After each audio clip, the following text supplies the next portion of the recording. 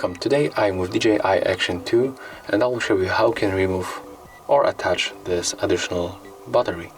So if you want to remove this battery, you have to press this one and this one, just like that, take a look, here and also here. Right now we are able to unmount this camera. You have to just make it hard because it sticks very hard. Take a look. So we have to press these two parts and then just remove, just pull. And if you want to attach it back, you don't even have to press them, you can just stick together and they will be attached.